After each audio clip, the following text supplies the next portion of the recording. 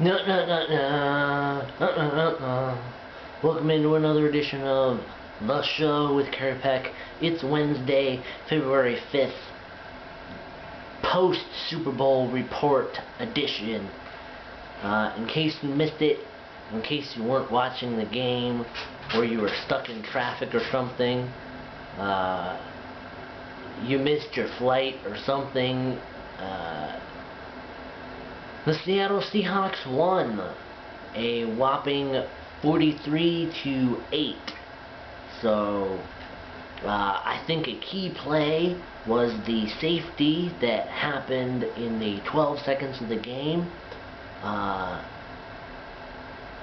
That I think really changed the whole tone of the game, and you know, the number one defense, we just didn't stop from that point on.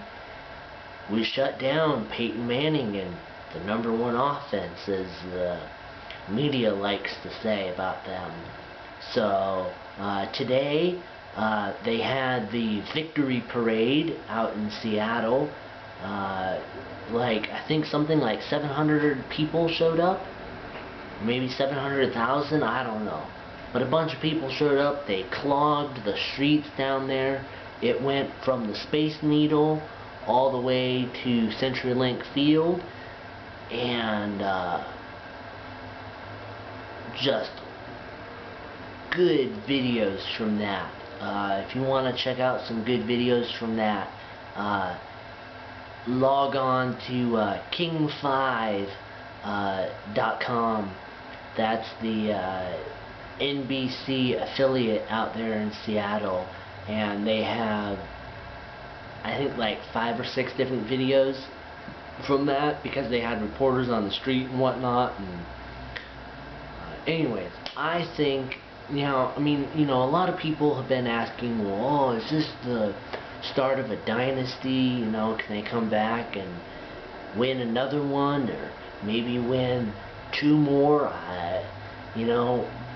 Because they've been saying, well, Seattle, they're one of the youngest NFL teams to win the Super Bowl, and so they have a good opportunity to come back and win another one, and possibly maybe a third. But they're going to have a tough time keeping some of their players, because some of their players here in the next year or so are going to go into free agency, and some of the players, some of the well-known players like Russell Wilson, Marshawn Lynch, and some of the other ones are going to be asking for more money, because they're like, hey, we're Super Bowl champs, we need more money, and that could cause some things to happen. So we'll see how they, if they can keep the team intact and keep the momentum going. Sky's the limit, really. And I'm gonna go out and say that I think the rest of the NFL has to start looking at what Seattle is doing, because Seattle, I believe, is on the cutting edge of how teams have to coach. And not just coaching, but because they're taking a holistic approach to healthcare. And not just, so they're looking at physical and nutrition and mental, all the parts that make up health. And, they'll sit down with the players and be like, is everything going good at home? And, what are your goals for the next year, the next 2 years, whatever, and they talk with them every day and get a feel for how the mental is going, and they look at their nutrition every day, and they're working out and running drills on the field and lifting weights and stuff every day. So, and they do some fun things, like they'll get together for pick-up basketball games sometimes, or instead of doing a regular practice, they'll have a day where they do yoga. And so, I've heard it said by some reporters that they run their team like they're college, system instead of a pro system. And so yeah, that's really good, I think, maybe. And Chip Kelly, or excuse me, Pete Carroll, I don't know what I was thinking, but Pete Carroll is the, some people have said, oh, he acts like he's somebody half his age, and hey, that's more power to you, all I gotta say.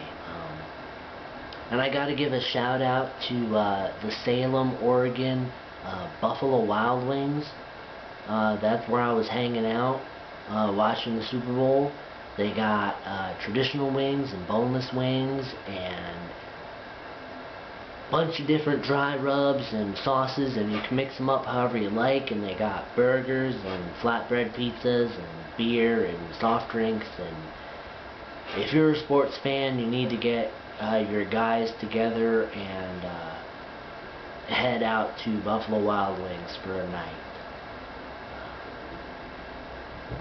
Anyways, I loved watching the Super Bowl. It was really exciting. The atmosphere at Buffalo Wild Wings is really great, and they have a bunch of different 12 by 12 projectors, and then all over the place they got 40-inch TVs, so that's really cool, and speakers in the ceiling and in the restrooms, and little TVs for the urinals.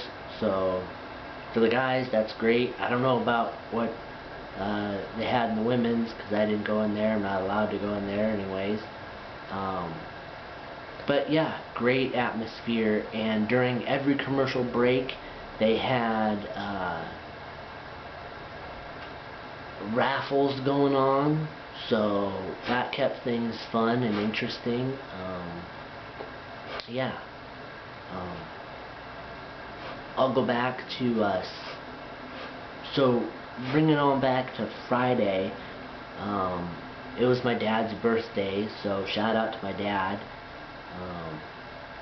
We had pizza and stuff, and then on Saturday, with my grandma, grandpa, and my mom, we went and saw the new movie with Jack Ryan with Kevin Costner and the guy from that plays Captain Kirk in the new Star Trek movies. So it's really good. Has a ton of action. By Tom Clancy, so you know it's going to be good. I think this leaves a lasting legacy for Tom Clancy. It brings his stuff out into a new generation. Because I think it had been a while since he'd done a movie. I might be wrong on that one, but Kevin Costner is also in another movie this month, 3 Days to Kill, which looks really good. And I just gotta say, I'm gonna, so, in the first scene of Jack Ryan, Shadow Recruit, you're getting settled in and everything, you know, you're getting to know the characters, and then bam, it just hits you with action. And spoiler, the only one that makes it out of that first scene is Jack Ryan. So, but it's really good movie. I give it a 5 out of 5, and I'll give Buffalo Wild Wings a 5 out of 5. So, for the food and the staff and the drinks, the atmosphere, everything, 5 out of 5.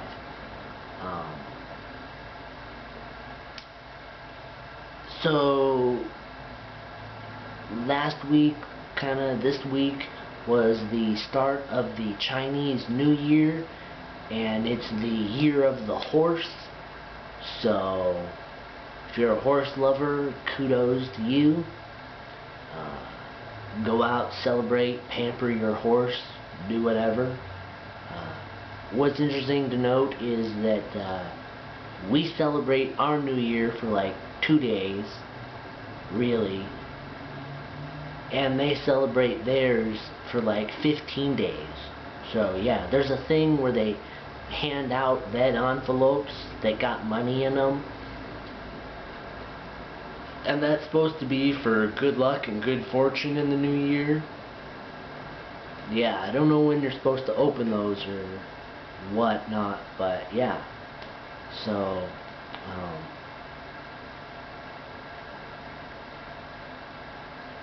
okay, so I get to update on the our few countdowns that we got going on. Countdown to FIFA World Cup 2014. There are 125 days and 21 hours 15 minutes. That's in Brazil, starting on Thursday 12th of June here. So,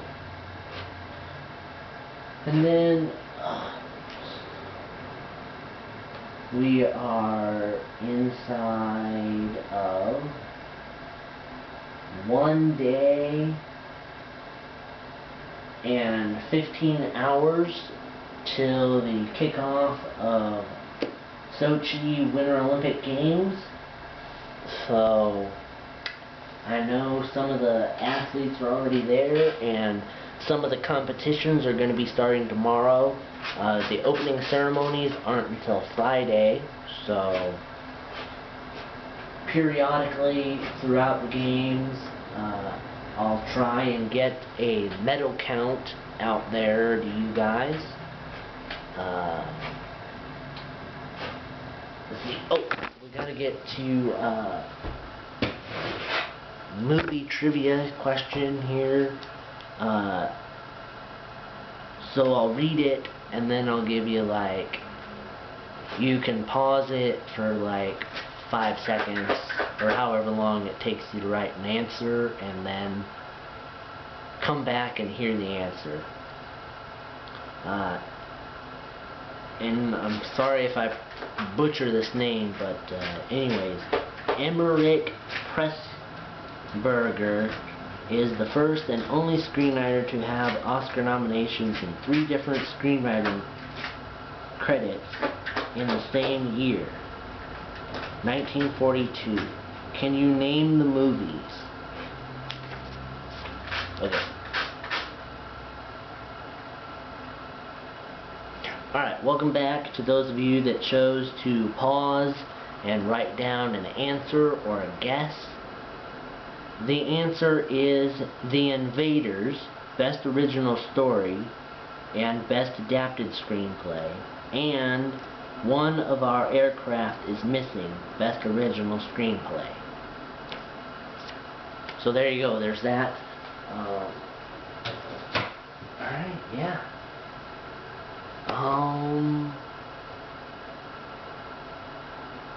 Yeah, I think I'm gonna go have lunch with my grandpa tomorrow, so looking forward to that.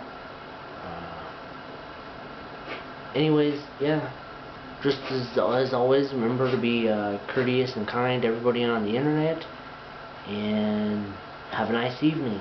Bye.